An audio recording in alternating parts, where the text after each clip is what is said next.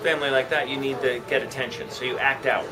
And so I would act out, and the same stuff that got me sent to the principal's office back then now gets me paid at Bananas. So I just needed attention. I was the class clown, and then I got out of college and I said, Dad, I'm going to go to law school. Give me time. I'll take the LSATs and I'll apply. And that was 25 years ago, and I never applied. So. Who is the biggest comedian icon? Wow, there's a lot. I would say, you know what? I grew up watching George Carlin. This is before your time. You don't remember, but there was George Carlin and Richard Pryor when I was growing up. I'm older than you. Those were the guys for me. So I would sneak their albums into my house, and I would listen to them. And their albums had adult language on them. So if my parents knew that I had the albums, I would have been dead meat. But I got to listen to those albums, and my friends and I would put a blanket over us, so my parents couldn't hear the album, and we played it on a turntable. And I could do George Carlin's Indecent Exposure album, front and back, verbatim. I knew it. I know everything about it. So those guys got me started. And Johnny Carson was another big one. How old were you when you wanted that you wanted to do this?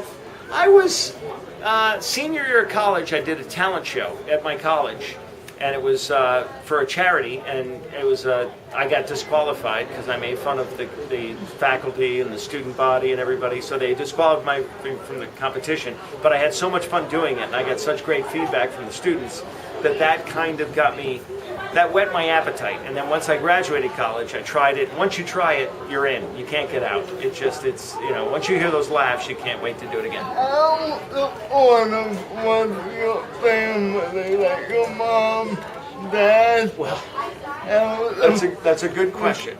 My dad's a neurosurgeon, so he, when his youngest child decided to tell jokes in bars, he wasn't thrilled because he paid for me to go to private school and college, and I was kind of wasting that education. So I kept it a secret from him for a while, and then a nurse that he worked with in the operating room saw me at a comedy club and ratted me out to my dad. And so my dad, I was sitting at dinner one night, and he said, "So you're going to go tell your jokes tonight?" And I went, "Oh God, now I'm in trouble." So, because I had a day job back then, he didn't know I was doing comedy at night until then. But he's been pretty supportive. Once I did the Tonight Show, he couldn't understand MTV or Comedy Central because that's not his age, they don't watch that. But he knows the Tonight Show, so when I did that, finally he said, well, maybe this guy doesn't suck. What about your wife? How does she feel about it? My wife is also a comic. I married a comedian. And she went further than I did on Last Comic Standing. So, yeah, her name's Carrie Louise. And she is very funny. She might show up tomorrow night, depending on if she has a gig, or she has a gig, whether she can get here after her gig. But so we're very supportive of each other. It's tough. Most comics marry civilians, guys or girls with 9-to-5 jobs with health insurance and dental insurance and stuff like that. So two comedians getting together is kind of scary, but it works out well. How old is your kids? My kids? Are they at the age where they roll their eyes at you? They're starting to be. At 10 years old, they roll their eyes at almost everything we say. Unbelievable comedian in the family. I think does not help. Yeah, I don't know. They both they're doomed because mom and dad are both comedians. So they roll their eyes at everything, and they're a little bit class clowny too. You roll your eyes, I'm sure, sometimes when they say stuff. It's just something you can't help. Yeah. But we don't punish them yet. But I'm worried by the time they're teenagers. They're only 11. The twins are 11, and my youngest is 6. By the time they're really teenagers, we're gonna have to nip that in the bud because I can't stand having obnoxious kids. Yeah. How do you get your material? Can I say something? These are awesome questions. I do a lot of interviews. You're doing very well. My material I get from now. I carry around. I used to do it on a notebook, but the notebook takes up too much space. So now I just stayed at a hotel called the Fairmont. You can see that, and those are little ideas that I have. And then this is my boarding pass today for my flight from Air Canada, and I scribbled all these things on the back of it. This is all stuff I thought of on the plane. Now most of this will end up in the trash. Yeah, but there will be a diamond in this rough somewhere. I'll get one line out of all of this, and you just have to keep trying it, and then you chisel it down to make your material work. Is there one bit that you do constantly? That I do constantly? Like one of my friends, I won't name who, was also a comedian that you might know. She makes fun of Julie Andrews at the end of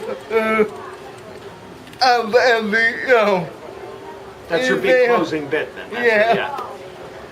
Do I have a big closing bit? I didn't do it tonight. I do a thing about making fun of the English language and cliches, and that for years has been my and I did that on America's Got Talent. It's making fun of stupid expressions we say, like "There's more than one way to skin a cat." He looks down his nose at me. All those stupid cliches we say all the time. I know it like the back of my hand. All those expressions. So that's my big close, and I didn't do it tonight because I ran out of time. Now you were on America's Got Talent, and you did the bit with the big board. How did you come up, and how many sets did you have to memorize? I've been at it for 25 years, so I kind of know that material. So there were 8 topics on the board, and the reason I did that is because I needed to stand out as a comedian. Because the guy I was up against, the guy who was going to win the whole thing was the Earth Harp guy. He played the giant. And the first show, if you remember, it was just him and the Earth Harp. Second show, him, the Earth Harp, and a drummer. Third show, full band and dancers in the Earth Harp. But by the time the end, he had some chick flying around on a wire above the Earth Harp, an orchestra, dancers, ballerinas. So I had to do something to stand out. So that's why I chose Comedy on Demand. Plus, there was another comedian in the semifinals last year, Jacob Williams, good guy. But I wanted to show that I was a little more seasoned than he was, because he was kind of newer. He was kind of a rookie. So that's why I did that, and it worked out pretty well. How did you know when you made it? What was your big break? I don't know if I've gotten that yet. Doing the Tonight Show was a big thing for me. That was a big hurdle because I loved Johnny Carson growing up, so that was always a dream of mine. I did a special on Comedy Central. That was kind of in the industry, comics, among the comedians, that's kind of a big deal. But America's Got Talent really took it to the next level. That's really, to have that many eyeballs on you, because it's primetime network television, and it's up against reruns, so everybody watches it. So that was a big break for me. Is there any advice that you can give the people who want to be a comedian? Someone like maybe you? Are you a closeted comedian? I dabble. I would say, well, dabbling is how you get started. I'll tell you what everyone told me when I started. They say 3 things. Write, stage time, and perform. That's it. Just write, stage time, perform. You always want to be writing. You always want to get stage time, even if it's not at a comedy club, a coffee house, anywhere there's an audience, anywhere someone can listen to you. And perform. Don't just tell your jokes. Perform them. You want to. It's a production. It's a stage production. You want to be. You want to make it enticing for everybody to want to come back and see you. I just want to thank you for doing this. I thank you. These are great questions, buddy. You're awesome. You should be a journalist. Well, you should be a comedian first, then a journalist. Because I saw you on America's Got Talent, and that night when I saw you, I emailed Harlan right away. You know Harlan. You know Harlan for a while.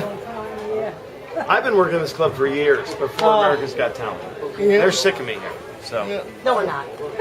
Diet Coke, if you could find. Thank you. I just want to thank you for doing this. No, it's an honor. It's a privilege, and I hope sometime we can share the stage together. I hope sometime you'll get up there. Maybe I'll open for you one day. Would that be fun? What have you been doing since? Just comedy clubs? Just touring theaters. We did, bigger venues. We had to do the Vegas thing because you're tied into that contract. If you sign something early on saying if in the unlikely event you make the finals, you have to cancel everything on your calendar and work for them. So that's what we did. We went to Vegas and did the America's Got Talent live show at the Palazzo. And we did that for 2 months in the fall and 2 months in the spring. And then other than that, we worked all around that. It's all C's: corporations, colleges, cruise ships, casinos, and comedy clubs. And these two pay the best. Corporations and colleges have the deepest pockets, so you do those a lot. So they do pay you. Oh yeah. We get paid for okay. those on our own. What? When you're not doing the America's Got Talent live show, they don't touch your business. What next? Well, the company that's behind America's Got Talent is a company called Fremantle, and they're a big company, and they do all the game shows you've ever seen, and they're a huge thing. And I'm doing a pilot with them and NBC that we're shooting on October 5th, and it's we're hoping that they'll change the title, but the title right now is America's Cutest Kids. It used to be Kids in America, but they didn't like KIA. They didn't want that as the initials, so they changed it to America's Cutest Kids, and it's hidden camera things with kids. It's like a roundtable discussion, like kids say the darndest things, much like those AT&T commercials where the guy sits down with the kids. And then the other one is going to be pranks. So it's hidden camera, pranks, and the kids say the darndest things. Thank you so much. You're welcome. I don't know if it'll go. Most pilots fail, so I'm not keeping my hopes up. I just want to thank you again. Not at all. I'm honored. This is my season 7 premiere from Bananas. Bye. Can I have a photo?